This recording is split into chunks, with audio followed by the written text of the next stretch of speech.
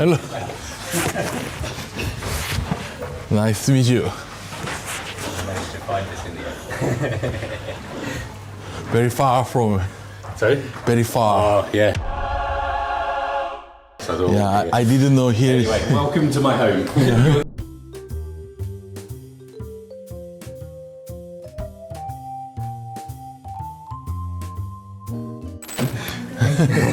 I have no problem.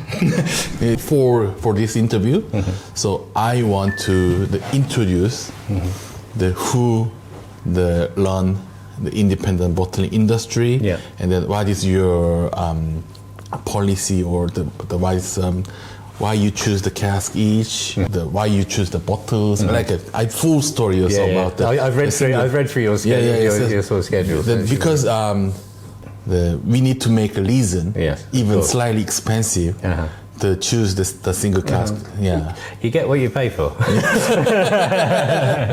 think the reality of it really is that. I mean, obviously, we can if we compare whiskey with watches, okay, we can buy a watch for $100. We can buy a watch for $100,000. They both tell the time. yeah, Why do I want this one? yeah. It's got a higher sort of grading, a reason why people actually want to enjoy. Okay, so for us, really, when we were selecting sort of one cask at a time, why this one? Why that one? Why is that better than this one? My mind blew. This is crazy. Well, normally we would have a single malt whiskey that's, let's say, 12 years old, Kalila, directly from Diageo. Okay, we know there's $50 here, it's $50 there, it's $50 there. It's the same every time. But if we took 5 casks of Kalila 12-year-old and we tried all 5, will they taste the same? Different. Exactly.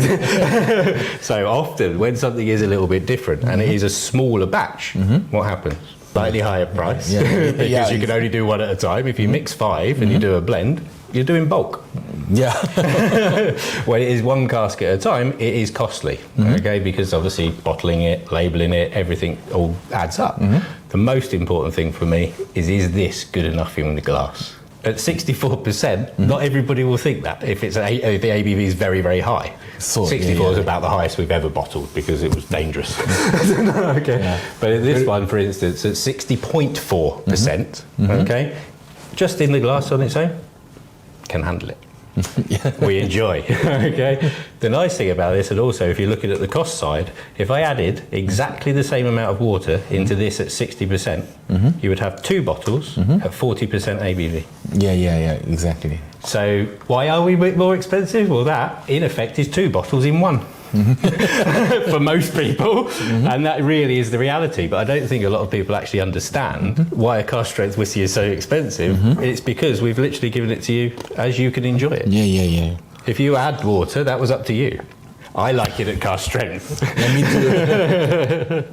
So, well, I understand the single cask sometimes very bad, and up to the person taste. So exactly. He like it, he don't like it. Exactly. And he hate it, he love it. So that is very funny things about the single cask. And also, the many independent bottler in the Scotland. So what is difference your company than other, for example, the Gordon MacPhail or some the Lady of the Glen or some other independent bottlers? Which the points that make the difference your brand? I would say my addiction really started being the importer for Glenfarclas. When I started as an importer for Glenfarclas in Singapore, Thailand and Indonesia. And we had the standard range, so we had the 8-year-old, the 10-year-old, the 12-year-old, the 15, the 21, the 25, the 30 to 40. There wasn't many distilleries that actually bottled that amount.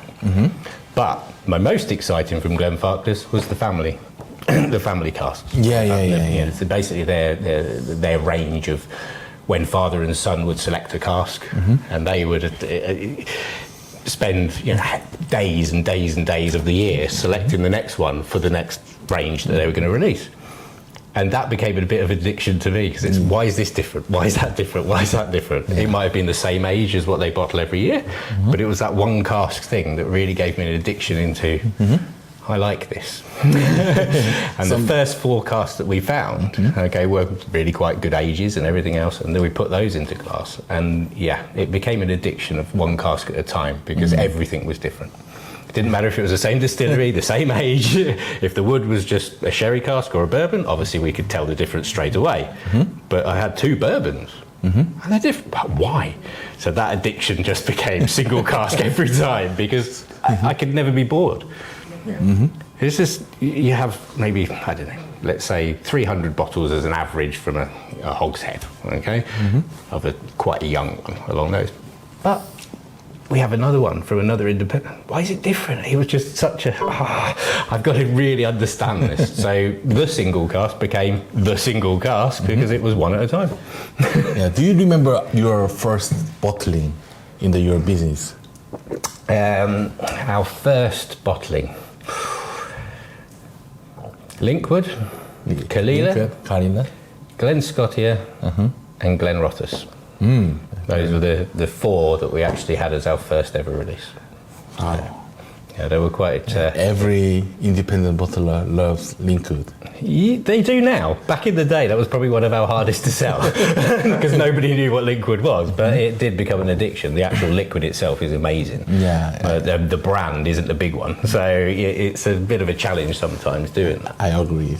Yeah. So I love the Linkwood also. Yeah. And maybe they love Linkwood. Yeah. Very, very easy option to choose the whiskies because, you know, the same, for example, Strathmill and Linkwood. People take Linkwood. Yeah. It's I wouldn't say the easiest whiskey to drink, but it is one that can, help you create your addiction to the next. That's what it did to me.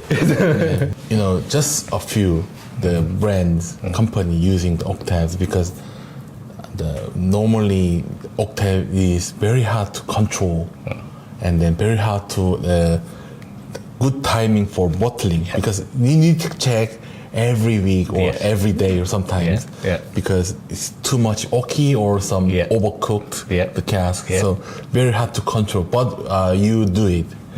And then just I think 1 or more company like Duncan Taylor do it and then you do it and then very hard to find other companies. It's like it is a risky one because it is quite expensive to actually do, and then obviously if it is over matured then you've lost out on what you actually tried to do.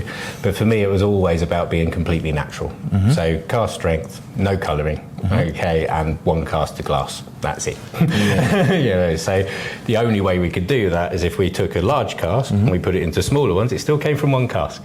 It was still a single cask. Exactly. We will never take small casks and put them into a big one because that's not a single cask anymore. So for me it was really about the finish and trying to get the flavour profiles different. So if we have, let's say, a Linkwood, we'll go back to one of your favourite, we take a Linkwood and we split it into 4 octaves. One of those may be a first fill bourbon, one an Oloroso, one a Amontillado. Yeah, exactly. So we have 4 different finishes. We'll maybe have 4 slightly different colour profiles, but it still came from 1 cask. Now that's going to make an interesting tasting experience. That's it. So if you could have 4 in front of someone, they say the cask number's nearly the same. We'd put cask number A, B, C, D. So you actually get. But if it was cask number 1A, 1B, 1C, then we know where it came from. And then you can do the proof. We know some very interesting. Even we know about the same big cask and split them in 278A, 278B, but taste is totally different. Exactly. And this was the fun part about being the single cask, I think, because obviously you get people that come, 4 years old, why did it taste like that? When it's a smaller wood, if I would say in 3 months it's probably aging for a year. So if you've left it in a small wood for a year, you've got 4 more years. So if you put an 8-year-old, it tastes a bit more like a 12. I wouldn't say with everyone, it doesn't work perfectly every time, but it is that sort of finish. If it isn't good enough to go in glass, we're not bottling it. Okay. That's it, because it's not just it has to be a single cask. I'm very fussy about what goes in there. So please explain this whiskey. Okay, so this is a Bruichladdich Rins. We actually bottled this for the Isle of Whisky Festival on this year, just gone. This was a private cask that we actually bought directly from somebody that had bought it when obviously Bruichladdich was able to sell private casks to their clients. And I think I met him in a Bruichladdich festival about 2 years prior to it. And then the next 2 years later, we actually bought the cask and then bottled it for the Isle of Festival. So I think we purchased it when it was 10 years old, waited a couple of years until it was ready to go. And this was this year's release, so for 2024. What do you think? Peated as well, yes? Which is very unusual for a Bruichladdich. 60? So the whole reason I didn't want to mention Rins straight away is Rins is often seen as the peated version of Bruichladdich. I wanted him to have a nose before he actually realised it, because it is a surprise. It's one of those that everybody's thinking Bruichladdich will just be a standard bourbon, quite very easy to drink, but great Isle of whiskey. So this is a peated version of a Bruichladdich. Unbelievable. This is a 60 ABV. 60도인가 안 믿겨지네. 부드러워요. You would not guess it, would you? Yeah, I hadn't told you. There's sometimes the bourbon. Yeah, this is bourbon cask. We don't know. Yes, bourbon cask. Yeah. So sometimes the bourbon casks say the peach flavor. Yeah. But the peach flavor is very delicate. Yes, very delicate. So very hard to the combination about the extremely hard peat. Yes. But it's very, very good for marinade. That's it.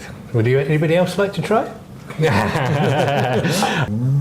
Let me pour you. Yeah, I'll pour you. The dram of the year for me, this one. 어때요? 어떤 것 같아? 피트하고 복숭아가 잘 되는데 오일리 하니까 되게 센 걸 못 느끼겠어. 뭐 피니시는 지금 인터뷰하는 중이라 그냥 넘어간다 치더라도. Where can we buy?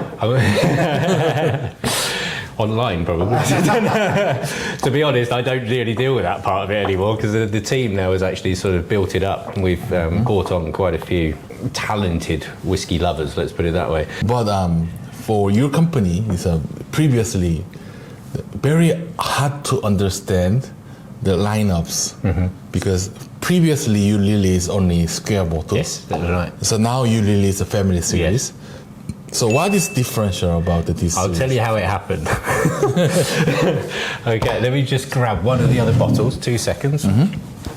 Now, before our COVID nightmares, okay, our glass was this one, okay? Now, this was actually a Japan import, so this was it, we were on those, and this was done exclusively for a bar, so it was their 11th anniversary for the bar, so this side of the label all went for the bar over there. This is only one of 62 bottles, so finished in a very small octave, 14 years old, and then obviously selected by the person on here. I can't read Japanese, so unfortunately, from there, but that's how they selected it. So this is the name of the bar. Now, this was the original glass that we were using, and this is called the cubic. Okay. Now, the reason I say it like that is because I had a lot of octaves. Now, we had this discussion a minute ago where the octaves will accelerate the maturation very, very fast. Okay. My biggest problem was no glass to put it in. I can't put it into my signatory series glass or my original, single cask glass. So we came up with a family series idea, okay, and Torsten, as you mentioned before, Scotch and Tattoos, was my first person to actually give me the top label, still our liquid, so it was the single cask, but it was his story as well. Now, for me, it was a little bit like, and don't take this, it was a bit like Louis Vuitton and Supreme coming together, two brands, if you like, so Scotch and Tattoos and the single cask, us both telling a story. Honestly, the best thing I ever did. Yeah, okay. Because he will go and shout about it, I'll shout about it, and it went out to twice as many people. And they're like, why did these two do that? And it's only 60 bottles, sold out, sold out, sold out, sold out. It was the fastest selling and most exciting time that we had. And this was in lockdown. Right, how did this happen? I really was only going to stick to our square bottle from day one. But then the family series came up, and that was pure fluke because we ran out of glass. Then what did we do? We changed it to this. where we have the single cask. So this is our signatory series. Okay, this is our top range. And then the family series is the one which unfortunately I don't have any here to show you, but obviously you do. The family series one was telling the story between why did he select it, and where's it going. Okay. This glass became our own, and obviously this won't change. So this is more the, I wouldn't say premium end, it's just if we find one that we really want to put in there, or it's the, obviously we've got Imperials, we've got some of the really older casks.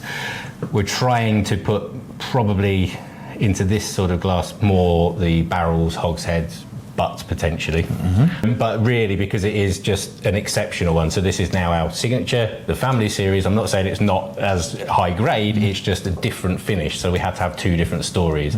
So we try to not do as much of the smaller casks in this glass now. Maybe a quarter cask is about the smallest that we'll do for this range, and then for the family series ones, the addiction there is a little bit more the smaller casks because when we take a butt, like I said, split it into 8 octaves, we've got 8 different stories that came from one cask. And obviously if that was your own brand, it's like Whiskeynebitin, we'd actually done, and it was a joint venture, so it had your label on the top and ours on the bottom. It tells two stories, because then I take some of your bottles, I'll send them to different markets, different shops. It tells you the story, it tells the Korean story in Singapore in my bar, it tells the story here in London in a few places I put them in shops. Exactly. So that fun part of bringing people together, the family series, it's why sometimes you can only get 30 because it's going everywhere. Okay. But I think the best thing really is if it was in a family series, it's 2 stories. So there was more than one that decided that was good. Okay. In here, our team has decided on there, but now we've brought in the taste masters. Obviously we have 8 people that will always try and select. Sometimes not ready yet, wait another 2 years, or needs new wood, re-rack it. When it was only down to me and my wife selecting them, obviously I wouldn't say I got it so wrong, but we'd have 1 or 2 that weren't, oh, you didn't like it, he didn't. Oh, only I did? How did that work? Why have I not found a friend who liked that one? So we've started to bring together a bit more of the family and people like yourselves. So if you choose a family series, it wasn't just my selection. And that for me was bringing everybody together. It was more about how do we all enjoy it, rather than just me trying to sell you something. I got bored of that. It's more about let's bring a true connection together with the whiskey bars and the importers and distributors that have maybe different customers' needs, because peated whiskey, as we mentioned, is my addiction. Sherried whiskey, yes, in the Asian market, but bourbon whiskey in the UK, yes, sherried one, they're not a big fan of. Not in every part. I wouldn't say I don't really say it turns it off, but a bourbon finished whiskey tends to be a better seller in the UK than the sherry one would. I don't know. That's just life. So it's very, very different. But I think it's the exciting part. Yeah, I love it. Yeah, when every cask is different, it's never boring. Yes. So, if you keep coming back, you might not like this one. Well, come back and try a different one. It's different every time. It might be the same distillery, it might be the same age. Huh? Why was that better? That then becomes even more of an addiction. The whiskey lover or who want to buy the independent bottling, especially TSC, in the world, there are too many distilleries in the whiskey world, and there are too many cask types in the world. Because one customers, for pay the £100, £200 is very not easy, because very hard to pay for the challenge. So would you have some advice to who want to try independent first time to choose the distillery or brand or cask? Would I recommend? Recommends. I think I go back to exactly what you mentioned at the beginning. I would say Linkwood is actually quite a good one to start, because it is one that even if you're not a whiskey lover, blimey, that was I should try more. I think the biggest risk, if you like, when I first sort of started on trying it, I didn't really like overly sherried, because it was so tannic and dried me out. I really didn't like it. But obviously, there are a lot of people out there who really quite enjoy that. I mean, our German market for sherry ones, if the cask, for instance, for me, I think that's too much, too tannic. Germany will buy it tomorrow. They love it. Yeah. That's their taste. It really does vary from market to market, but I would honestly say a bourbon Speyside whiskey is probably the best way to start. I think that's the easiest way for everybody. I can't really give you an exact distillery. Blinkwood's a good one. But, a bourbon finished whiskey from Speyside is probably the way to start.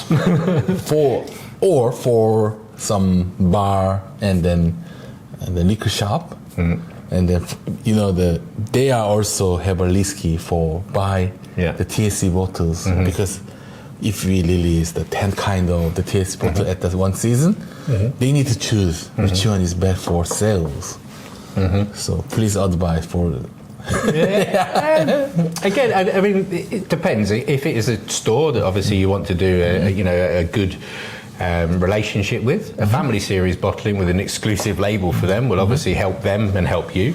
And also it tells a good story because it gives you the opportunity to try the whiskey.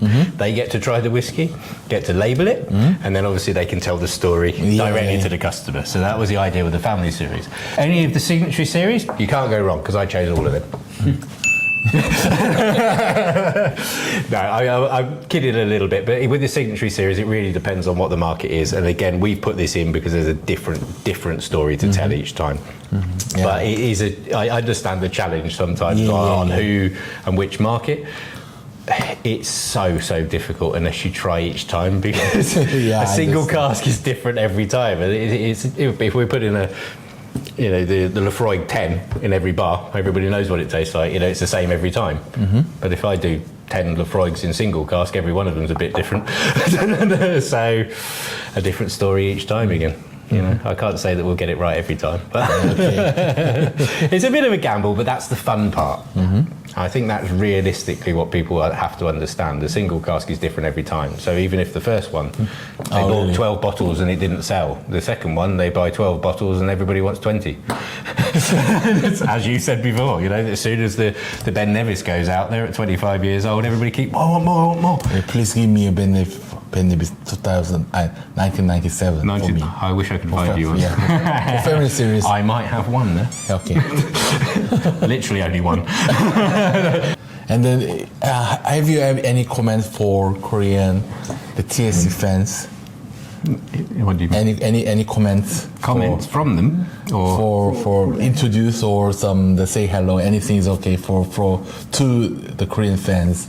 Well, TSC. Yeah, well, I would say honestly, something like this, bottling with my wife on the side for the Chinese New Year. Okay, always worth trying something that's different every time. Why are we brave enough to bottle a 9-year-old whiskey? Okay, with my wife on the side of it for the Chinese New Year. It was that good. Okay, I mean, it sounds like a bit of a joke, but honestly, one cask, it's different every time. So don't be afraid of trying something new. Cask strength. If you find it too strong, add a little bit of water. Tell the story with your friends. Enjoy what's actually in there. Okay, it's not always about. For me, it was always cask to glass. Okay, it has to come out of the wood, go into there, so you can enjoy it. That's why we put it in the glass. It's there because we've decided, as an entire team, an entire family, that it was good enough to put in your glass and enjoy. I think that's really the only way I can describe it because I was so fussy about putting what we were putting into the glass. Now with the team, it really has got even better because not one person can make every decision. Okay. You like to try? Imperial. This one, the very rare one. Okay, I'll do a little bit of explanation on this. Imperial, obviously a closed distillery. And the Dalmunak right now. Yes, it's actually turned into Dalmunak now. So, 25-year-old Imperial, closed distillery. This is actually one of only 129 bottles, but this is from the original cask. Okay. Yes, so this was matured in a barrel. We actually bottled this for Ruda over in Japan. We took the entire cask. The cask, obviously, over the period from, when were we? 1998. Okay, obviously reduced to 129 bottles, so it was quite low, but the finish on this is insane. It is one of those absolute go-tos. You've already tried. I can It's okay. share it. No worries. Yeah, so again, some of these sort of exclusive bottles. Sorry, can I just get one of those rubber mats? Okay. Just put that on you. Otherwise the wife goes mad. Let me get marks on this. But, so yeah, the Imperial one here, I think in our entire lifetime we've had 3 casks completely. And nearly impossible to find another one nowadays. Because obviously it's not been in production for quite a long period of time now. And also being single cask, we have to make sure that the cask was good enough to bottle. So I will say, out of the 8 that we had at one time, there was only 3 that I wanted to bottle. Yeah. So the others ended up disappearing off to a few others, and then they can finish it in different wood. And this is a single cask. This is an independent bottling. Yeah, straight from the independent, and literally cast to glass. At its right strength, and this, believe it or not, is only 44.8%. Okay, so obviously over that period of time, it's reduced itself, and the angels have taken more than their fair share. I think this is our final questions. So what taste or the way to pursue your brand in the casks? The taste or some brands, anything's okay? To be fair, I'm not addicted to a particular one. It's really, what is the story behind it? Is it good enough to go into the glass? Am I going to enjoy it with a lot of friends? I'm not saying that I'm right every single time, but with a single cask, we're not going to be able to repeat it. So when it goes into the glass, that's it. It's finished. So for me, it was really about, like I said, I keep going back to it, but it's literally cast to glass, and as soon as it goes into that, it's gone. We can't do it again. It's a single cask. It doesn't matter. I can do its sister. It's still going to taste different. And that was just purely the addiction to it. And it just keeps it going and changing it all the time. Okay, if we fall in love with a 25-year-old Imperial and we had 1,000 bottles of it and we continue to drink it, okay. I'll still go back to my Glenfarclas 17-year-old and just repeat myself all the time because it was a big addiction. But if you look at the Glenfarclas ones, you'll find that the 10-year-old is this colour, the 17-year-old's that colour, and that's very confusing. So sometimes it's really just about your personal idea about what's actually there. But it's different every time. I can't. I know, but this question is very hard to answer. It's an impossible one to answer, which is I think this is why this became an addiction, because we can never actually say that every single one is the same. And I think really the best way to answer that is because it's different every time. That's why it's more exciting. Because this is a single cask. Yeah. So we cannot choose everything and then same the profile. But so this is a very interesting and tasty. This is a different taste and then interesting. But what you like and what I like could be 2 different things. So I think really that was what when I was doing the Glenfarclas import, it just mind blew me. Every single year there was a different one, and we had from 1952 till 1998 full collection in the bar, and people just try. Okay, so try 1976, then I'll try 1978, I'll try 1984. Every one of them was different, and watching people's faces when they're like, but it's from the same distillery, why is it so different? That's really what started my mind into going, wow, this is crazy stuff, and then that became the, right, I want to, select and try. And it's a question that nobody can answer. I know. I'm telling you. It's a kind of just asking. Yeah, but it's the beauty behind why we do it. But you've also got to be able to be brave enough to take the gamble on something, like you said. If it's an expensive cask and it's going into the glass, why? It's never going to happen again. For me, I love the Stoicia. Especially the TSC bottles. Incredible. Incredible. And then also the Carlyle is best, one of the best, and then Highland Park. Everybody's pitting. But Stoicia for me, it was how has Bunnahabhain done this? Wow. And then the finish and the age of it. It doesn't have to be 10 years, 5 years, 8 years. it's amazing. How they structured that was just mind-blowing. I mean, for me, Stoische, because again, a lot of people didn't know what Stoische was when we started. Yeah, but I now know we can that's put so Stoische distilled at Bunnahabhain, people know where it came from. And does Bunnahabhain normally do peated? Not their go-to. But Stoische for me, wow.